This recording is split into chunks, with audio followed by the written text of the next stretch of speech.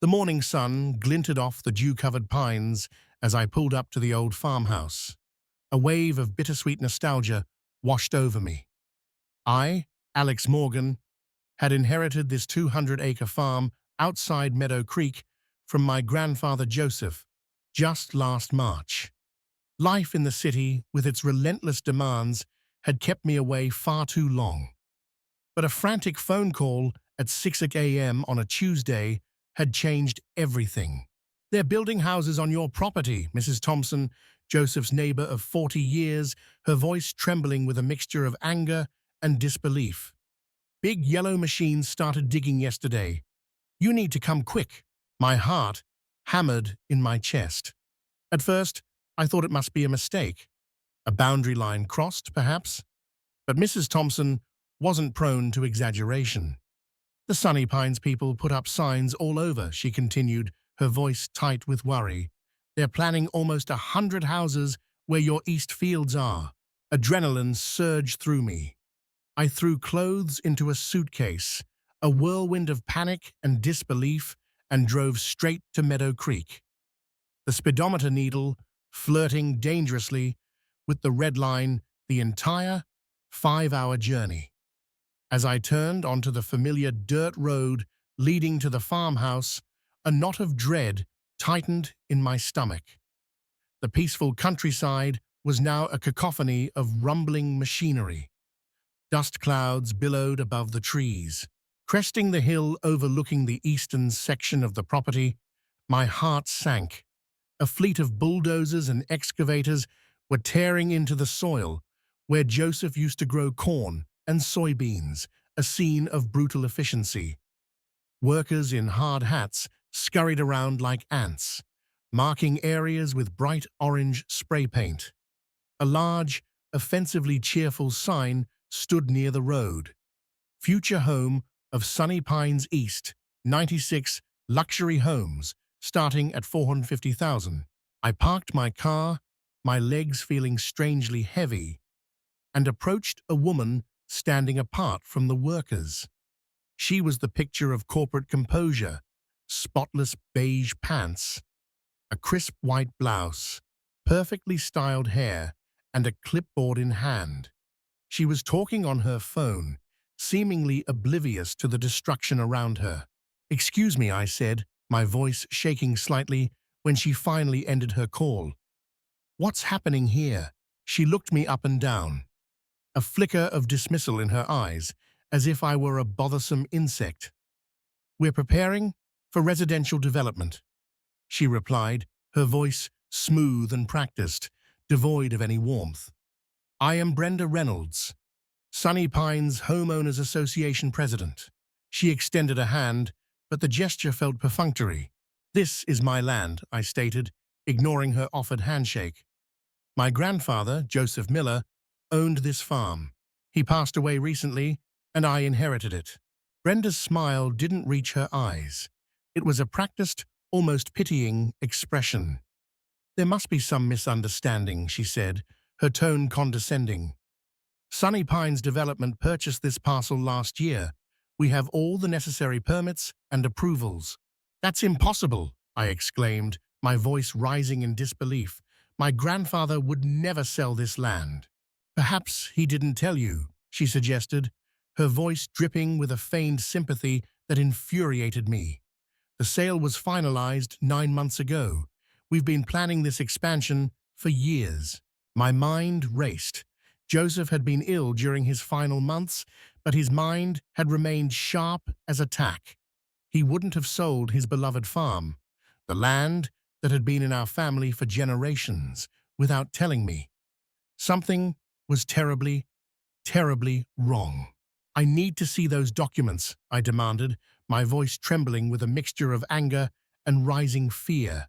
"You're welcome to contact our legal department," Brenda replied, handing me a business card with a dismissive flick of her wrist. "But I assure you, everything is in order. Now, if you'll excuse me, we have a schedule to maintain." She turned away, already dialing another number on her phone, leaving me standing there, feeling utterly helpless as the machines continued their relentless assault on the land that had fed my family for generations. Back at the farmhouse, Mrs. Thompson waited on the porch, a pitcher of iced tea and a worried expression etched on her face. They started showing up with measuring tools about 3 months ago, she explained, her voice laced with concern. Your grandpa was furious. He kept saying they had no right, that they were trying to steal what wasn't theirs. Did he mention selling any land? I asked, a desperate hope flickering in my chest. Never, Mrs. Thompson declared, her eyes watering. Joseph swore this farm would stay in your family forever. The day before he went to the hospital for the last time, he was looking through his old office. Said he needed to find something important, something to protect the farm. Joseph's office remained untouched since his death. I hadn't had the heart to go through his things during my brief visit for the funeral. Now, I needed answers. The small room smelled of pipe tobacco and old paper, a comforting, familiar scent that brought a fresh wave of grief. Shelves lined the walls, stuffed with farming almanacs, family photo albums, and decades of meticulous records. Joseph had tracked everything: rainfall amounts, crop yields, equipment repairs, all written in his neat, precise handwriting. Where would he have kept property records? The filing cabinet seemed the obvious place to start. I pulled open the top drawer, finding folders organized by year. Nothing about land sales or Sunny Pines. Hours passed, the only light source the dim glow of a desk lamp. My eyes grew tired, burning from reading faded documents. Just as I was about to give up, defeated, I noticed a loose floorboard under the desk. When I pressed it with my foot, it moved slightly. Hope surged through me. I knelt down and pried it open with a letter opener. Inside the small, hidden space was a metal box. The key hung from a nail on the underside of the desk. Inside the box, I found the deed to the farm, Joseph's will naming me as his heir, and several yellowed surveys of the property. But most importantly, there was a letter addressed to me in Joseph's familiar handwriting. If you're reading this, it began, then someone's trying to take what's ours. My hands shook as I read his words. Joseph explained that developers had been eyeing his land for years, pressuring him to sell. He'd always refused. In his final months, someone from Sunny Pines had visited repeatedly, claiming they needed a simple signature for a road easement, bringing different papers each time. I never signed away my land, Joseph wrote, his words burning with righteous anger. If they say I did, it's a lie. Look at the original survey from 1910 and compare it to what's recorded at the county now. The truth is in the boundaries. I dug deeper into the box and found the original survey. It showed property lines that extended much further than I'd ever realized. According to this document, Joseph's farm was nearly 280 acres, not the 200 listed in current records. Sleep evaded me that night. I spread the papers across the kitchen table, comparing the old survey with newer maps. Something profoundly wrong had happened over the decades. The eastern boundary had shifted, shrinking our land. And it wasn't just the area under construction. According to these original documents, we owned land where part of the existing Sunny Pines development already stood. At dawn, I knew what I had to do. First, I needed a lawyer. Then, I needed to understand exactly what Brenda Reynolds and her HOA were up to. If they thought they could steal from my family, they were about to learn a very painful lesson. I folded Joseph's letter and put it in my pocket. "I won't let you down, Grandpa," I whispered to the empty room. Little did Brenda know, she hadn't just messed with a grieving grandchild. She'd walked straight into a trap set by a man who'd anticipated her every move, even from beyond the grave. I didn't get a wink of sleep that night, my mind buzzing with possibilities and fueled by a righteous anger. By 8 a.m., I was waiting outside the office of Walter Franklin, the only property lawyer in Meadow Creek. His secretary looked surprised when I asked for an emergency appointment, but she squeezed me in before lunch. "So you believe Sunny Pines is building on land that belongs to you?" Walter said, after I'd laid out my case. He was older than I'd expected, with thick glasses and a bow tie that seemed to belong to a bygone era. I spread the documents across his desk, the old paper crackling with age. "These are the original surveys from 1910, updated in 1978. Compare them to the current county records." Walter studied both sets of papers, tracing boundary lines with his finger, his eyebrows rising higher with each passing minute. "This is highly unusual," he finally said, his voice grave. "According to these original documents, your property extends nearly half a mile further east than what's currently recorded. That would include not just the construction site, but also the existing Sunny Pines clubhouse and approximately 20 homes built 5 years ago." I finished for him, my voice tight with suppressed fury. Walter removed his glasses and rubbed his eyes, a weary sigh escaping his lips. "A boundary dispute of this magnitude won't be simple," he admitted. "We need to understand how and when these changes occurred in the official record." He called the county assessor's office, putting the call on speakerphone. After navigating a labyrinthine maze of departments, we learned something shocking. In 1984, a minor adjustment to the eastern boundary had been recorded, a mere 10-foot easement for utilities. But in 1997, a much larger change appeared, reducing the property by nearly 80 acres. The documentation was sparse, just a single form with a signature that barely resembled Joseph's. "He would have been in the hospital that month," I said, checking the date on my phone. "Triple bypass surgery. He couldn't have signed this." Walter's expression turned grim. "That would constitute fraud," he said, his voice low. "But proving it after all these years won't be easy." "What can we do?" I asked, desperation creeping into my voice. "File for an emergency injunction to halt construction immediately," Walter replied, his voice firm. "Then petition the court to recognize the original boundaries based on the historic surveys. We'll need a professional surveyor to verify these old maps, of course." As Walter prepared the emergency filing, I realized I needed more ammunition. I drove to the county records office and requested everything they had on Sunny Pines Development Company. Hours later, hidden in a back corner of the library, surrounded by stacks of public records, I struck gold. Sunny Pines wasn't just a neighborhood. It was a complex web of LLCs and holding companies.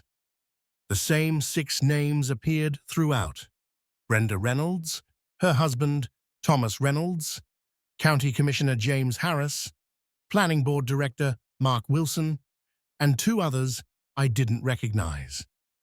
But the most interesting document was from just 3 months prior, a loan approval for $16 million to finance Sunny Pines East, with the land itself listed as collateral. My land. I took photos of everything with my phone, my heart pounding with a mixture of fury and grim satisfaction. My next stop, the offices of the Meadow Creek Gazette, our local newspaper. The editor, Tanya Williams, had known my grandfather. When I told her I was investigating potential fraud involving prominent local officials, her journalistic instincts perked up. "I can't publish accusations without evidence," she warned, her eyes sharp and intelligent. "But I can look into the approval process for this development." It did seem to move unusually fast. Back at the farmhouse, I found Mrs. Thompson talking to another elderly neighbor, Mr. Grayson. When I mentioned Brenda Reynolds, Mr. Grayson's face darkened. "That woman is the reason I sold my place," he said bitterly. "The HOA fined me every week for unapproved landscaping. I'd been growing those tomatoes for 20 years. Then they said my workshop violated some rule they'd just made up. The fines kept coming until I couldn't afford to fight anymore. How many others did this happen to, I asked, a chilling realization dawning on me. At least a dozen old-timers sold out in the last 5 years, Mr. Grayson replied, his voice heavy with resentment. Always for less than market value. Always to companies I later found out were connected to those Sunny Pines people. A pattern emerged. Find vulnerable landowners. Harass them with fines and regulations. Force them to sell cheap. Develop the land. And make millions. My grandfather had been their latest target, but he'd been one step ahead. My phone rang. Walter Franklin. The judge granted our emergency injunction, he said, his voice laced with cautious optimism.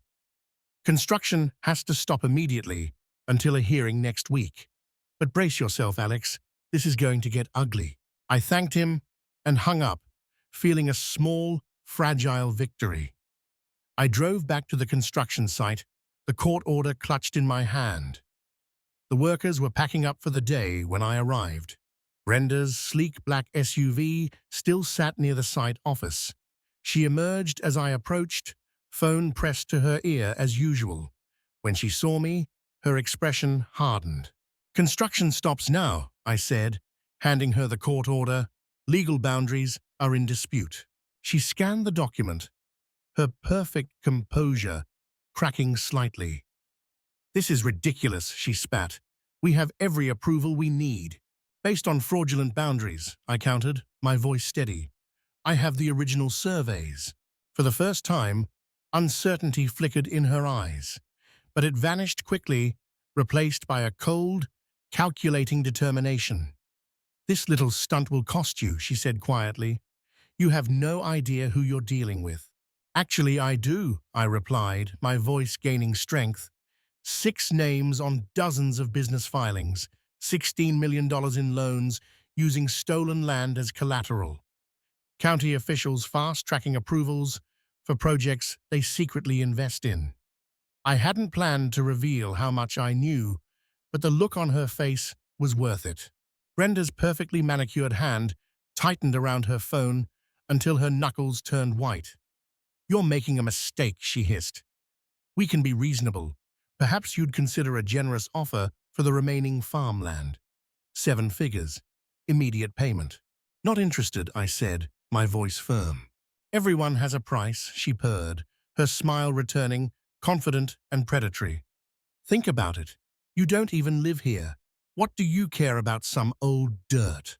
"This old dirt has been in my family for 4 generations," I retorted. "It's not for sale." I turned to leave, feeling her eyes burning into my back. As I reached my car, she called out, "Commissioner Harris is my husband's golf partner. Judge Evans comes to my dinner parties. You think your injunction will last? You're nobody in this town." I drove away, her words echoing in my mind. She was right about one thing. I was an outsider, at least for now, but she'd overlooked something crucial. Joseph hadn't been. He'd lived in Meadow Creek his entire life, known everyone, and was respected, even by those who disagreed with him. And he'd left me more than just land. Back at the farmhouse, I returned to his office. If Joseph had anticipated this fight, what else had he prepared? I searched more carefully, examining every folder, every notebook. In an album labeled Community Picnic 2018, I found dozens of photos of Joseph with neighbors, local business owners, and families who'd known him forever. Each photo had names written on the back. These weren't just memories. They were connections, people who might stand with me against Sunny Pines. My phone buzzed with a text from an unknown number. "Parking violation at your property. Fine, $500, Sunny Pines HOA compliance." Attached was a photo of my car parked at Joseph's farm, my own property. This was how it started. The pattern Mr. Grayson had described. Harassment by paperwork. But unlike the others, I knew their game now. And I had something they didn't expect. Joseph's secret weapon, still hidden in his files, waiting for the right moment. As night fell over the farm, I sat on the porch where Joseph used to tell me stories during summer visits. The eastern fields lay quiet now, construction equipment abandoned under the court order. But this was just the beginning. Tomorrow, Brenda would mobilize her connections. The real fight was coming. What she didn't realize was that I'd found more than just property surveys in Joseph's hidden box. I'd found documents that didn't just question the boundary changes, they revealed who had falsified them, when, and why. Brenda thought she was dealing with an absent grandchild fighting for sentimental land. She had no idea she was facing the ghost of my grandfather, who had documented every dirty deal and suspicious approval for years, patiently building a case while they thought he was just a stubborn old farmer. The trap was set. All I had to do was let them walk further into it. My heart pounded as I pushed open the glass doors of the Sunny Pines Community Center. Tonight was the night I'd been planning for weeks. Inside, nearly 100 people filled rows of folding chairs. They chatted excitedly about new tennis courts and fancy streets, sipping punch from small plastic cups. At the front, Brenda Reynolds stood tall in her bright red blazer, pointing at colorful pictures of McMansions on a screen. "Just imagine the swimming pool with its waterfall feature," she exclaimed, beaming at the crowd. "Our homes will be worth so much more once these new neighbors move in." People clapped, a few whistled. Nobody knew that what I carried in my folder would shatter their idyllic little world. I took a deep breath and walked straight down the center aisle. "Excuse me," I said, my voice loud enough to make heads turn. "I need to speak about this development." Brenda's smile faltered for a split second, then returned, faker than ever. "We'll take questions after the presentation." "This can't wait," I replied, stepping onto the small stage. I faced the curious crowd, my voice echoing slightly in the large room. "My name is Alex Morgan. My grandfather, Joseph Miller, owned Willow Creek Farm for 60 years, the old property we purchased." Brenda interjected quickly, her voice dripping with a false sweetness. "Yes, we're very grateful to finally develop that eyesore." Murmurs rippled through the room. I opened my folder and pulled out the first document. "This," I said, holding it up so everyone could see, "is the original land survey from 1910. I held up another paper. "And this is the updated survey from 1978. According to these legal documents, my grandfather's land extends 80 acres farther east than what appears in current county records." I turned to face the HOA board members, seated in a row behind the podium, their expressions a mixture of smugness and boredom.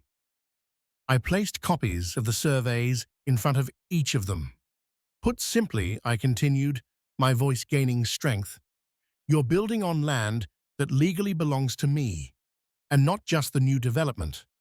According to these boundaries, 20 existing homes and your clubhouse are sitting on my property too." The room exploded. People stood up, shouting questions and accusations. Someone knocked over a chair. The air crackled with confusion and rising panic.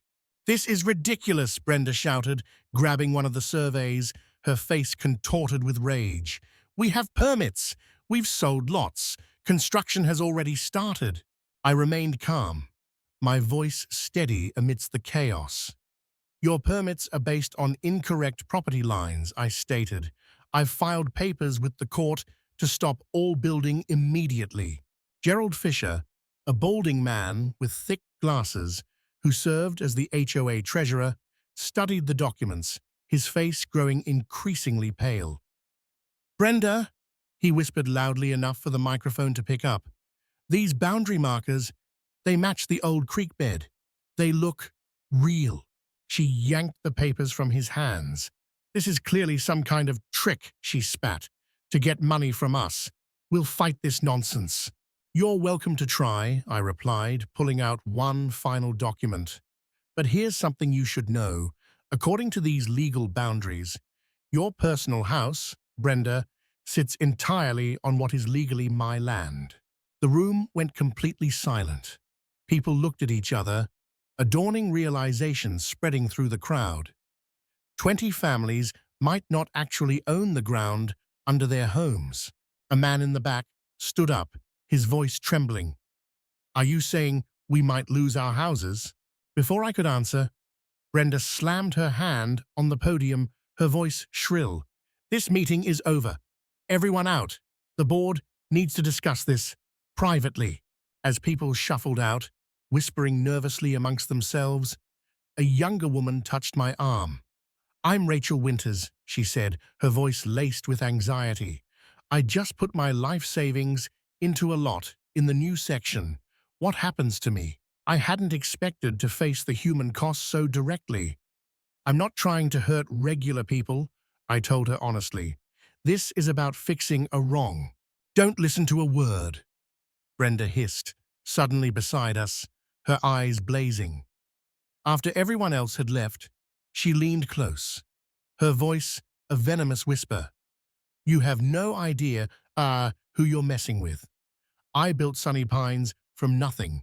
Nobody takes it from me. Her threat hung in the air between us as she stormed off, leaving me alone in the empty room. Through the windows, I could see clusters of worried homeowners in the parking lot, their faces illuminated by the harsh glare of the streetlights. My phone buzzed with a text from Walter. How did it go? I typed back, they know now. Get ready for their next move. What I didn't tell him was how shaken I felt. I had lit the fuse, but I wasn't sure if I was prepared for the explosion that would follow. These weren't just paper houses on a map. They were people's homes and dreams. But they had built those dreams on my grandfather's stolen land. Someone would end up losing everything, and Brenda Reynolds wasn't going to go down without a fight. I jerked awake to the sound of engines outside my grandfather's farmhouse. Bright lights flooded through the windows. I stumbled to the porch, my heart pounding, to find 3 white SUVs with Sunny Pines security painted on their doors parked in a row, blocking my driveway. Men in uniforms stood by the vehicles, their faces impassive. One stepped forward, handing me a thick envelope. Cease and desist notice from the Sunny Pines Homeowners Association, he said flatly. You are ordered to withdraw all claims against the development or face legal action. I tore open the envelope. Inside was a letter claiming my documents were fake and that I was attempting to commit fraud. They demanded I pay for damages to the community's reputation. You can't be serious, I said, my voice rising in disbelief. The man shrugged, his expression unchanging. Just delivering the message. Have a nice day. He returned to his vehicle, but none of them left. I tried to leave for breakfast in town, but discovered they had placed large concrete blocks across the end of my driveway overnight. Sorry, sir, one guard said, without a trace of apology in his voice. This access point hasn't been approved by the development committee. It's been closed for safety reasons. I was trapped on my own property.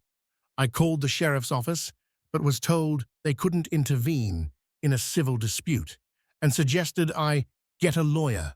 My phone rang. Brenda's name flashed on the screen. I hadn't given her my number. Good morning, she said sweetly when I answered. Enjoying the view? This is harassment, I said, my voice tight with anger. You can't block access to my property. Actually, she replied, her voice dripping with smug satisfaction. According to county records, the real ones, that driveway crosses Sunny Pines common areas. We're within our rights to control access. You know those records are wrong, I retorted. She laughed, a cold, brittle sound. Let me explain how this works, she said, her voice low and menacing. The county commissioner plays golf with my husband every Sunday. The building inspector's daughter works for my real estate company. The water department supervisor lives in Sunny Pines. I felt my stomach drop as she continued. By tomorrow, your farmhouse will be cited for at least 15 code violations. Your water might get shut off due to maintenance issues. Local contractors won't return your calls because they know better than to cross me. That's illegal, I said, my voice shaking. That's small-town politics, she replied, her voice dripping with venom. You can't win this, but I'm reasonable. Drop your claims, sign over the disputed acres, and this all goes away. I'll even throw in a nice payment for your trouble. This isn't about money, I told her, my voice firm. It's always about money, dear. Think it over. You have until tomorrow. She hung up. I stared at my phone, then at the security vehicles still parked outside, their presence a constant, suffocating reminder of her power. They weren't leaving. True to Brenda's word, by afternoon, a county inspector arrived to examine the farmhouse. He found problems with everything: the wiring, the septic system, the porch railings. He handed me a list of violations that would cost thousands to fix, all needed immediately. As he left, another truck arrived. Workers put up signs along my property line: future home of Sunny Pines East, luxury living coming soon. My water pressure dropped to a trickle. When I called the utility company, they claimed there was maintenance work happening and couldn't say when it would be fixed. I tried ordering pizza delivery for dinner. The driver called to say he couldn't find my address, even though delivery had never been a problem before. I was being cut off, step by step, isolated and squeezed. That night, I sat on the porch in darkness, watching the security lights sweeping across the fields where my grandfather had once grown corn. Their bulldozers sat silent in the distance, waiting to continue destroying his legacy. My phone lit up with a message from Walter. They've filed a countersuit claiming your documents are forged. Court date set for 3 months from now. They'll keep building in the meantime. 3 months. By then, the houses would be half finished. The damage would be done. I scrolled through my contacts, looking for anyone who might help. A name caught my eye: Janet Rivera, a reporter for the local newspaper. We'd gone to high school together. I hadn't spoken to her in years, but maybe, as I considered calling her, headlights appeared on the long driveway. A car carefully maneuvered around the concrete barriers and approached the house. I tensed, wondering what new trouble Brenda was sending my way. The car parked and a familiar figure stepped out: Gerald Fisher, the HOA treasurer who had examined my documents at the meeting. I shouldn't be here, he said nervously, glancing back at the security vehicles in the distance. If Brenda finds out, why are you here? I asked, my voice guarded. He pulled a flash drive from his pocket. Because what she's doing isn't right. I've been keeping the HOA books for 7 years. There are things you should see. I invited him inside, away from watching eyes. At my kitchen table, he opened his laptop and showed me financial records, meeting minutes, and emails. Brenda and the board have been using HOA funds like their personal bank account, he explained, his voice low and urgent. Special fees that disappear, contracts that go to family members, reserve funds that get invested in side businesses. Why show me this? I asked, my mind racing. Because I'm not the only unhappy homeowner, Gerald said. Many of us are tired of her rules, her control. When you showed up with those property documents, it was the first time I've seen her scared. He pointed to a spreadsheet. Look at these special assessments from last year. Every homeowner paid $2,000 for road repairs. The actual work cost half that amount. The rest vanished. That's theft, I said, my voice hardening. Gerald nodded. And there's more. The 20 homes you said are on your land. The people who live there have been complaining about drainage problems for years. Brenda keeps promising fixes, but nothing happens. Now we know why. She knew those houses might not legally belong to the HOA. As we talked, My phone buzzed with texts from numbers I didn't recognize. We support you against Brenda, the Millers, 42 Sunny Pine Lane. She fined us $500 for planting vegetables instead of flowers. Can we help? Jackson family. Our children's playground equipment was removed without notice. We want to join your fight. The Rodriguezes. Gerald smiled slightly. I may have shared your number with a few friends. For the first time since this battle began, I felt a surge of hope. Brenda had power, connections, and money, but she had also made enemies, many of them. We need a plan, I said, my voice firm, and I think I know where to start. As Gerald left, carefully driving past the security vehicles, I watched a light rain begin to fall on the half-built houses in the distance. Brenda thought she was punishing me into submission. Instead, she had just helped me find the allies I needed to win this war. Tomorrow would be different. Tomorrow I would stop playing defense. My grandfather always said, "The best trap isn't one your enemy walks into. It's one they help you build without knowing it." Brenda had just handed me the final pieces I needed. My water got shut off yesterday. The electricity followed this morning. I stood in my grandfather's kitchen, looking at spoiled food in the warm refrigerator.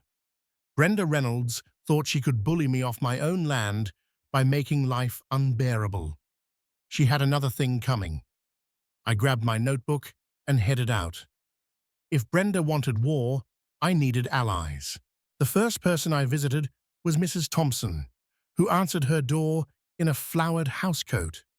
"They shut off your utilities?" she gasped, her eyes wide with outrage. "That's illegal." "So is building on my land," I replied. "But Brenda has friends at the county office. I need to know who else might hate the HOA as much as we do." Mrs. Thompson's eyes lit up. "Oh, honey, grab a chair. This might take a while."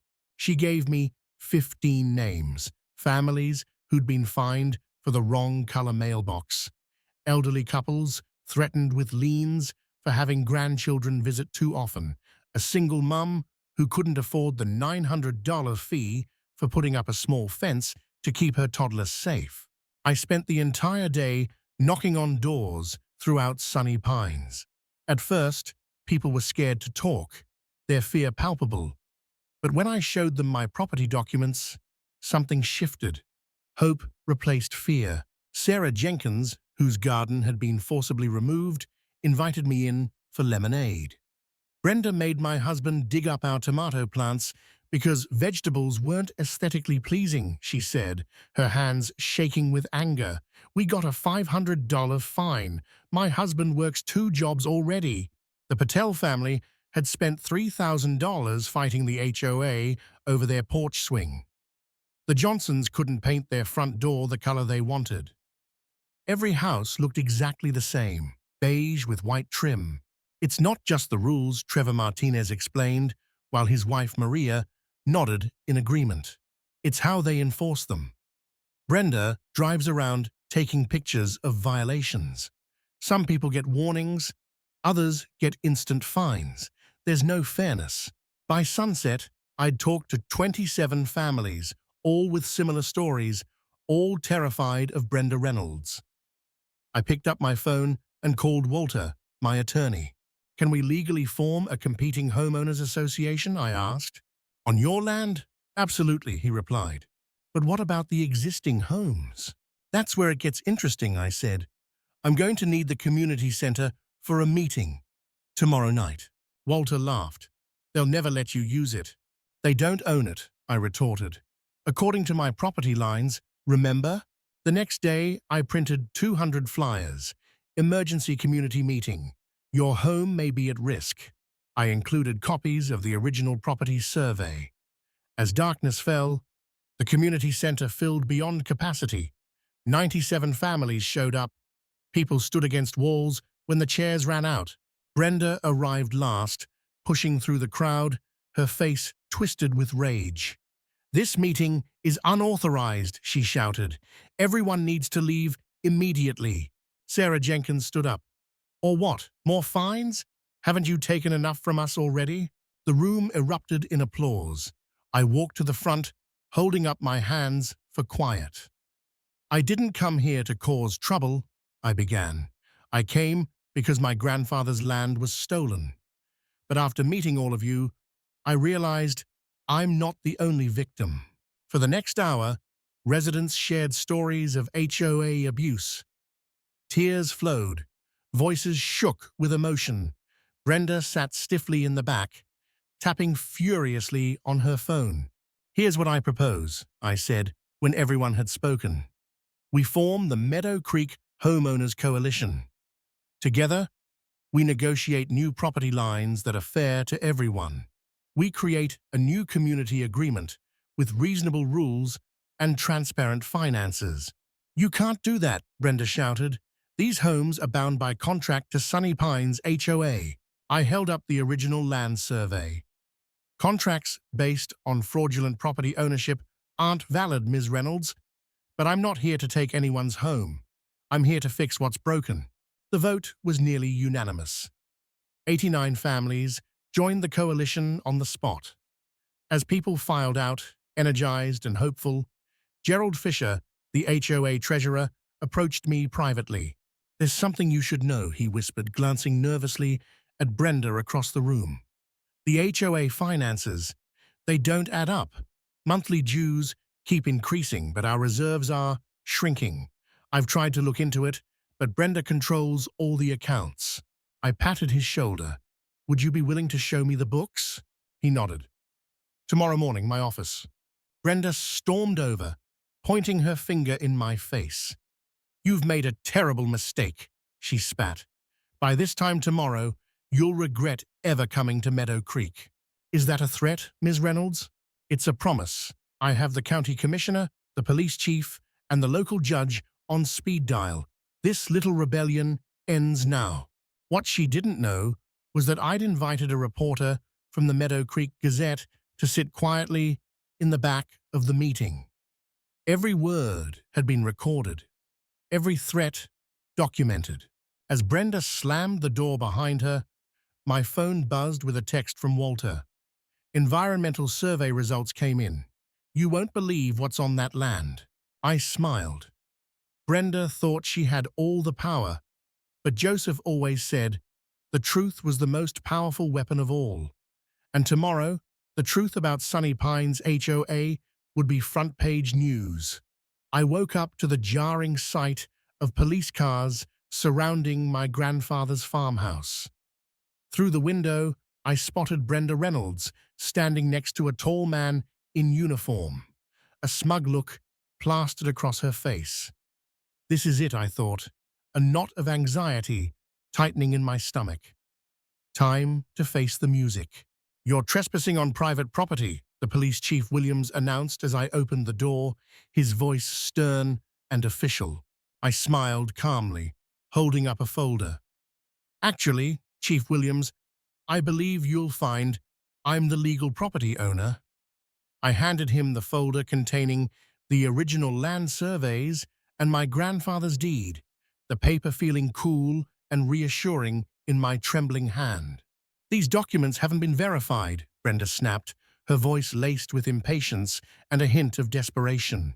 They have, actually. A woman stepped forward from a car I hadn't noticed.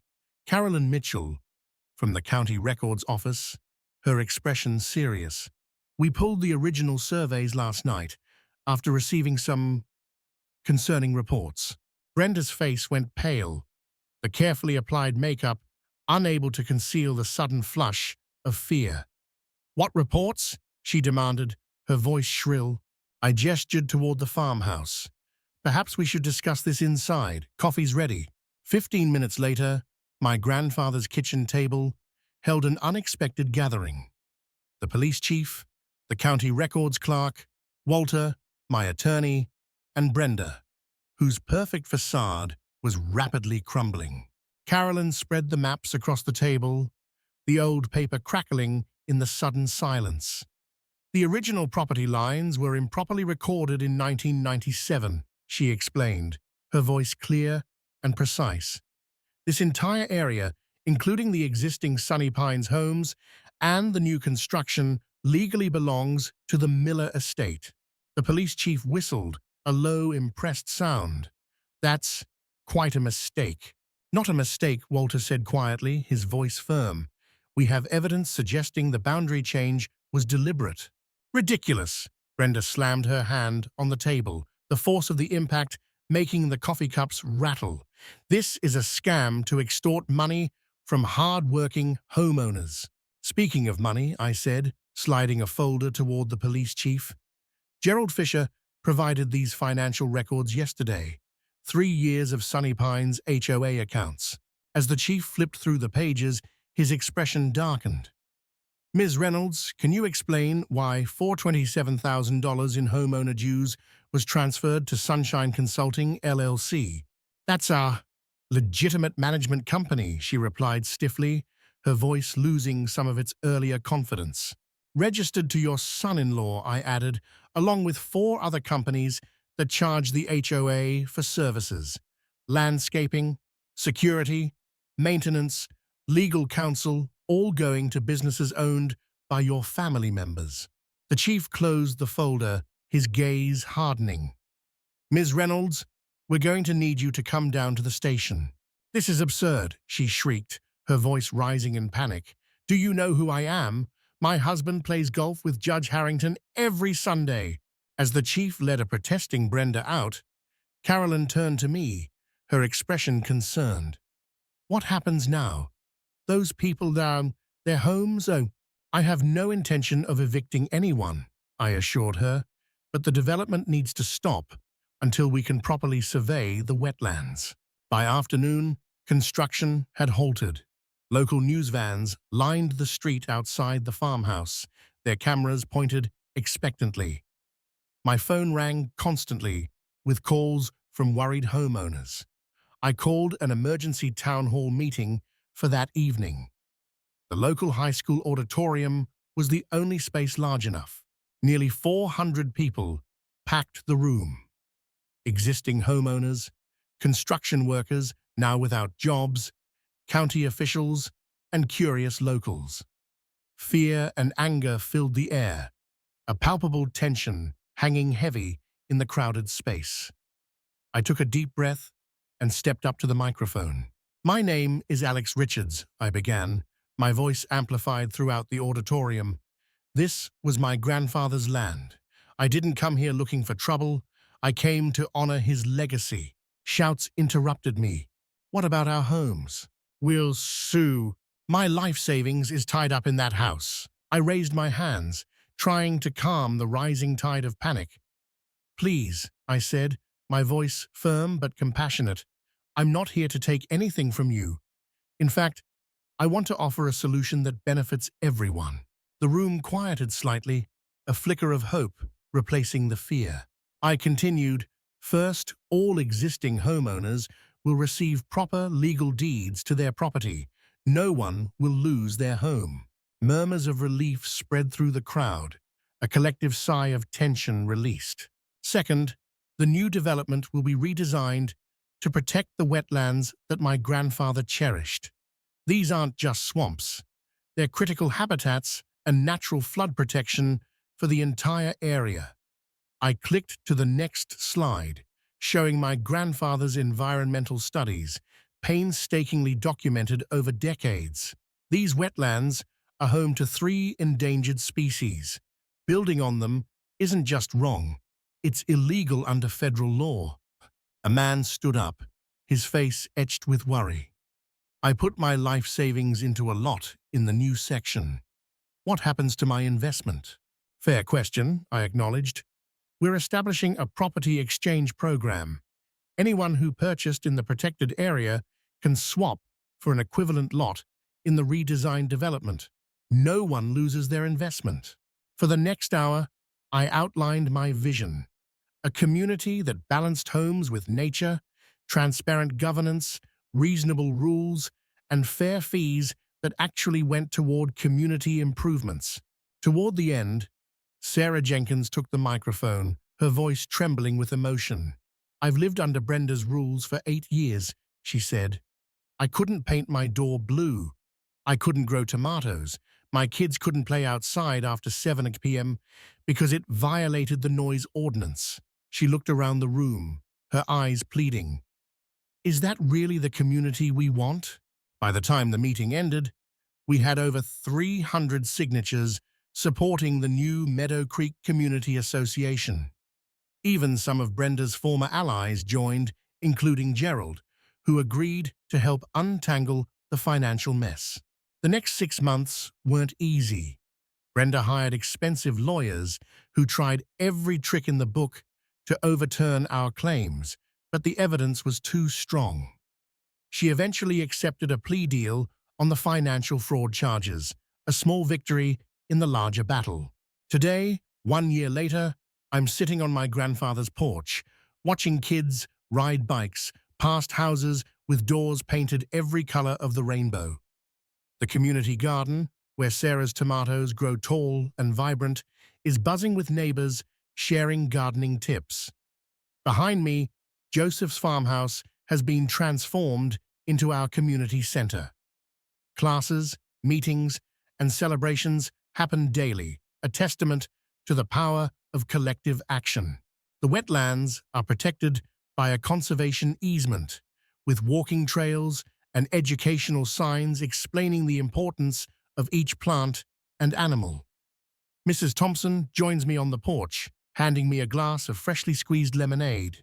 Your grandfather would be bursting with pride, she says, her voice filled with warmth, pointing to where construction has finally resumed on the redesigned development. Smaller homes, more green space, solar panels gleaming on every roof. I found something while cleaning out his study, I tell her, pulling out a faded notebook, Joseph's journal from 30 years ago.